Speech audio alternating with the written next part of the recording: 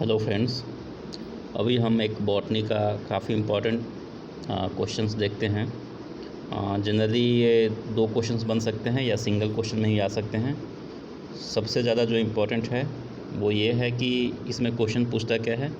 तो क्वेश्चन सिर्फ इतना पूछता है कि write down the features of secondary metabolite.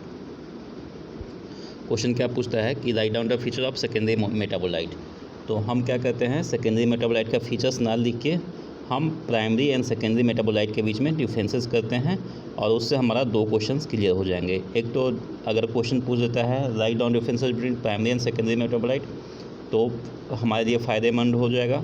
और अगर दूसरा क्वेश्चन पूछ देता है कि write down the feature of secondary metabolite, तो ये काफ़ी आसानी से हम कर सकते हैं। तो देखिए, फर्स्ट क्वेश्चन से जो आपको क्वेश्चन तो समझ में आ गया होगा। तो ये बीपीएससी का जो अगर बॉटनी ऑप्शनल है तो एक क्वेश्चन ये पक्का ही है किसी न किसी सेक्शन में, मेनली ये फर्स्ट सेक्शन में आएंगे। तो चलिए हम बात करते हैं कि क्या होता है प्राइमरी मेटाबोलाइट और सेकेंडरी मेटाबोलाइट, दोनों के बीच में डिफरेंसेस क्या हैं। तो सबसे पहले on the basis of primary metabolite की डिफिनेशंस क्या है। तो सबसे पहले डिफिनेशन ये है कि compound directly involve in metabolic pathway of organism for growth and development and reproduction. Means वो मेटाबॉलिक पाथ वह कंपाउंड जो डायरेक्टली इन्वॉल्व होते हैं किसमें, तो मेटाबॉलिक पाथवे में। तो मेटाबॉलिक पाथवे का कौन कौन से, तो वो मेटाबॉलिक पाथवे जिसकी वजह से ग्रोथ और डेवलपमेंट साथ में रिप्रोडक्शन हो, तो उसको क्या कहते हैं, primary metabolite. Where secondary metabolite क्या होता है, तो organic compound which are not directly involve in growth development and reproduction, जो डायरेक्ट इन्वॉल्व नहीं होता है ग्रोथ में, डेवलपमेंट में एंड रिप्रोडक्शन में।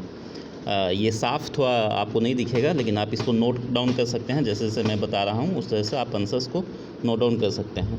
नेक्स्ट है कि जो प्राइमरी मेटाबोलाइट है उसको ऑल्सो कॉल एज, तो क्या कहते हैं, प्राइमरी मेटाबोलाइट को हम बोलते हैं central metabolite, whereas secondary metabolite को बोलते हैं स्पेशलाइज्ड मेटाबोलाइट। नेक्स्ट है थर्ड है वो है ग्रोथ फेज। तो प्रोड्यूस कब होता है, जो प्राइमरी मेटाबोलाइट है produce during growth phase, that is trophophase. Whereas जो सेकेंडरी मेटाबोलाइट है वो कब प्रोड्यूस करता है, तो during stationary phase, that is idiophase. Idio means होता है स्टेशनरी, आइडल। सो आइडियोफेज के दौरान जो प्रोड्यूस होता है उसे बोलते हैं सेकेंडरी मेटाबोलाइट। नेक्स्ट है वो थर्ड है, फोर्थ है पॉइंट है वो क्या है कि आपको क्वांटिटी में देखते हैं कि क्वांटिटी में कौन ज़्यादा प्रोड्यूस होता है। तो जो प्राइमरी मेटाबोलाइट है वो लार्ज क्वांटिटी में प्रोड्यूस होता है, वेयर जो सेकेंडरी मेटाबोलाइट है वो स्मॉल क्वांटिटी में प्रोड्यूस होता है। फिर से बता रहे हैं कि क्वांटिटी में लार्ज कौन प्रोड्यूस होगा, प्राइमरी मेटाबोलाइट। सेकेंडरी जो होता है वो स्मॉल क्वांटिटी में प्रोड्यूस होगा। नेक्स्ट एक्सट्रैक्शन है। तो एक्सट्रैक्शन की बात करेंगे तो जो प्राइमरी मेटाबोलाइट है वो ईजियर टू एक्सट्रैक्ट है, वेयर एज जो सेकेंडरी मेटाबोलाइट है वो डिफ़िकल्ट टू एक्सट्रैक्ट है। कुछ साफ़ नहीं दिख रहा है, फिर भी आप नोट डाउन कर सकते हैं। जो मैं पॉइंट बता रहा हूँ वो नोट डाउन करेंगे तो फ़ायदा होगा। उसके बाद नेक्स्ट है कि स्पेसिफिसिटी क्या होती है। तो स्पीसीज स्पेसिफिक नहीं है कौन, तो प्राइमरी मेटाबोलाइट। पर सेकेंडरी मेटाबोलाइट क्या है, तो स्पेसिफिक टू स्पीसीज, मतलब हर अलग स्पीसीज के लिए अलग अलग मेटाबोलाइट सेकेंडरी मेटाबोलाइट होंगे। सो ये कहेंगे कि स्पीसीज स्पेसिफिक है, वेयर एज प्राइमरी मेटाबोलाइट क्या है, नॉन स्पीसीज स्पेसिफिक है। नेक्स्ट जो इन्वॉल्वमेंट होती है वो कहाँ होती है प्राइमरी मेटाबोलाइट की, तो हमने डिफिनेशन में भी पढ़ चुका है कि वो ग्रोथ में होता है, डेवलपमेंट में होता है, रिप्रोडक्शन में होता है। ग्रोथ, डेवलपमेंट एंड रिप्रोडक्शन में होता है। वेयर एज सेकेंडरी मेटाबोलाइट का क्या काम है, तो सेकेंडरी मेटाबोलाइट का जो इन्वॉल्वमेंट है वो इकोलॉजिकल फंक्शन में है एंड स्पीसीज इंटरेक्शन में है। कहाँ कहाँ, ecological function and species interaction. कहाँ फिर से बात करते हैं, तो species interaction and ecological function किसका, तो सेकेंडरी मेटाबोलाइट का। नेक्स्ट है कि आपका नेक्स्ट है कि स्ट्रक्चर कंपोनेंट में क्या होता है। तो जो प्राइमरी मेटाबोलाइट है वो might form the molecular structure की फॉर्मेशन कर सकता है, but secondary metabolite not a part of molecular structure. Mean secondary metabolite structure के फॉर्मेशन में, मॉलिक्यूलर स्ट्रक्चर के फॉर्मेशन में कोई भी पार्ट नहीं करेगा, कोई भी पार्टिसिपेशन नहीं करेगा।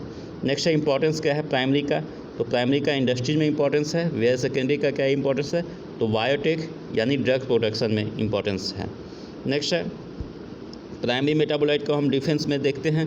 तो ये क्या होता है कि primary metabolite not involve in defence mechanism, whereas secondary metabolite is active against foreign invader. यानी सेकेंडरी मेटाबोलाइट डिफेंस में हेल्प करता है, वेयरएज प्राइमरी मेटाबोलाइट नहीं करता है। नेक्स्ट है एग्जाम्पल है, तो एग्जाम्पल में प्राइमरी का क्या होगा, प्रोटीन है, एंजाइम है, कार्बोहाइड्रेट है, लिपिड है। अगर बात करेंगे सेकेंडरी का तो क्या होगा, स्टेरॉयड है, ठीक है, अल्कलॉइड है, उसके बाद पिगमेंट्स हैं, उसके बाद एंटीबायोटिक्स है, ETC, ठीक है। तो इतनी बातें आपको समझ में आ गई है। उसके बाद नेक्स्ट देखते हैं, वो नेक्स्ट ये है कि इम्पोर्टेंस क्या है आपका सेकेंडरी मेटाबोलाइट का। सिंस आपको हम बार बार बोल रहे हैं कि क्वेश्चन सेकेंडरी मेटाबोलाइट पे ही पूछता है, लेकिन हमने प्राइमरी मेटाबोलाइट के साथ डिफरेंसेस करके आपको क्वेश्चन को आसान कर दिया है। अब आपकी अंडरस्टैंडिंग काफ़ी आसान हो जाएगी।